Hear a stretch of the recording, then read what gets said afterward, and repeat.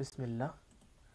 তো আমরা এখন দেখব যে চতুর্থ ল্যাবটা কীভাবে সলভ করতে হয় মাই এসকিউএল ইনজেকশনের মধ্যে। তো আমরা ল্যাবটাকে অ্যাক্সেস করি প্রথমে। তো এখানে ল্যাবটা কি বলছে, SQL injection attack querying the database type and version on MySQL and Microsoft. তো এখানে মাই এসকিউএল অ্যান্ড মাইক্রোসফট মানে যে কোনো একটা হইতে পারে, তার মধ্যে আমাকে একটা ডেটার ভার্সন বের করে দেখাতে হবে। This lab contains SQL injection vulnerability in the product category filter. You can use a union attack to retrieve the result from the injection query.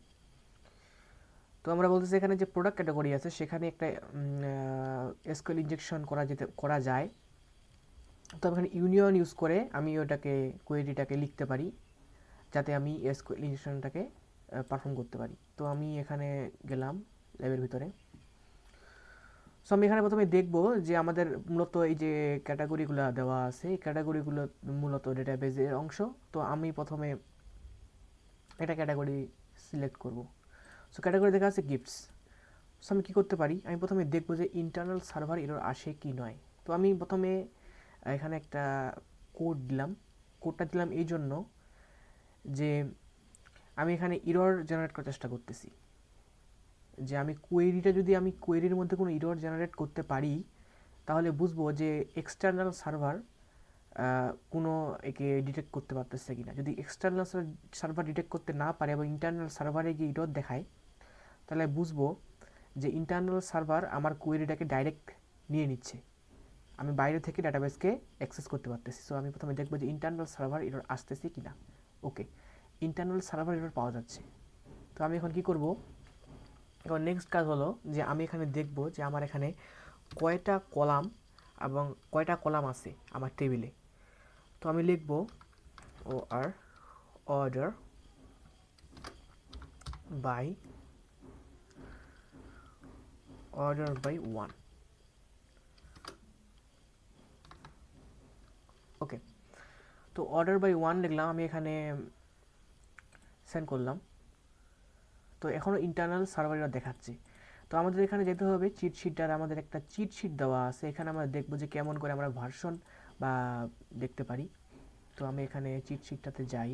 তো এখানে দেখতে যে আমাদের বিভিন্ন ডেটাবেজের কমেন্টগুলো কেমনে করে দেওয়া আছে। আমাদের এখানে শেষে কিন্তু আমরা কী করছি, অর্ডার বাই 1, এটা একটা কোয়েরি যেখানে আমরা ডেটাবেসকে সাজাইতে বলতেছি যে 1 নাম্বার অর্ডার বা 1 নাম্বার কলাম অনুযায়ী এটাকে সাজাও।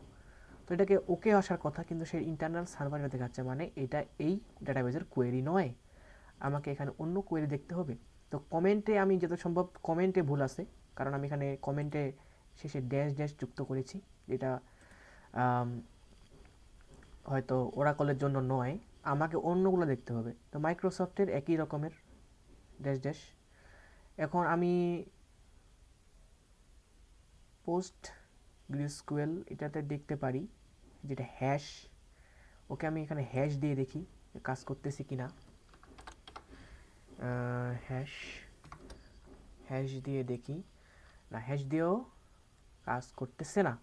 তো আমি আবার এখানে যাই, এখানে বলছে মাই এসকিউএল কি note the space after the double dash. তো আমাদেরকে এখানে কমেন্টের আগে একটা স্পেস লাগাতে হবে, মানে কমেন্টের পরে একটা স্পেস যুক্ত করে দিতে হবে। তো আমি এখানে কি করলাম, যেখানে ড্যাশ ড্যাশ দিয়ে একটা স্পেস যুক্ত করার জন্য আমরা সবসময় ইউআরএল দেখি প্লাস যুক্ত করি।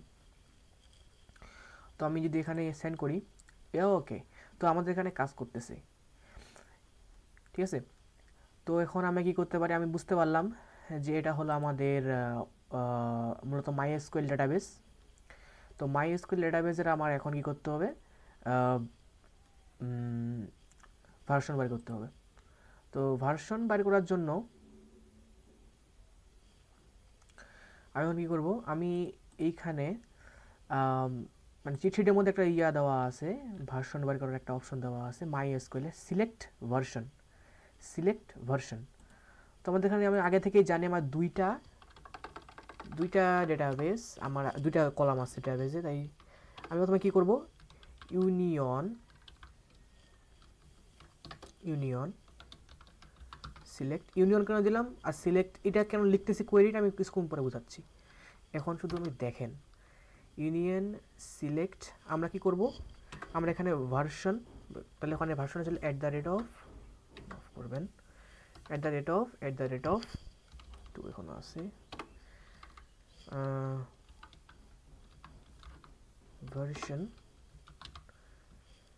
কমা আর যেহেতু আমরা এখানে বাই করছি অর্ডার বাই 2 বাই করছিলাম হয়তো দেখেন অর্ডার বাই 2 অর্ডার বাই 3 এটা হচ্ছে আমাদেরকে চেক করতে হবে এটা আগে ভিডিওতে আমরা দেখছিলাম সো আমি এখানে জানি যে অর্ডার বাই 2 আছে মানে দুইটা ভ্যালু নেই তাই আমি এখানে দুইটা ভ্যালু নিলাম ঠিক আছে এবং আমাদের কমেন্ট যেটা হয় প্লাস ড্যাশ ড্যাশ প্লাস তো এটা দিলে এখন হয়তো ল্যাবটা সলভ হয়ে যেতে পারে তো আমি প্রথমে বুঝাই এটা কী করলাম তো আমি ইউনিয়ন নাম বানান ভুল গেছে ইউনিয়নটা কী করে আমরা এখানে আসে দেখি ইউনিয়ন মূলত একাধিক ডেটাবেসকে একাধিক কোয়েরিকে একটা মানে একাধিক সিলেক্ট কোয়েরিকে একটা কোয়েরিতে রূপান্তর করতে সাহায্য করে তো আমাদের ওখানে নিশ্চয়ই একটা কোয়েরি লেখা আছে যে ফ্রম ক্যাটাগরি ফ্রম এই টেবিল সিলেক্ট ক্যাটাগরি গিফটস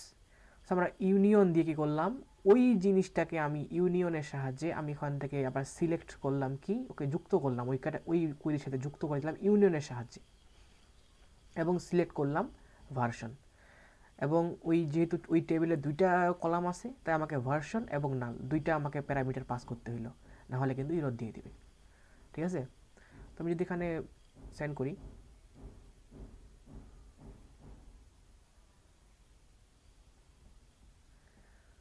তো আমার এখানে কি ওকে অলরাইট আমাদের ল্যাব সলভ হয়ে গেছে সো আমাদের দেখতে পাচ্ছি এখানে ভার্সন আমাদেরকে দিয়ে দিয়েছে তো এটাই ছিল আমাদের ভার্সন বাড়ি করার ল্যাব সবাইকে ধন্যবাদ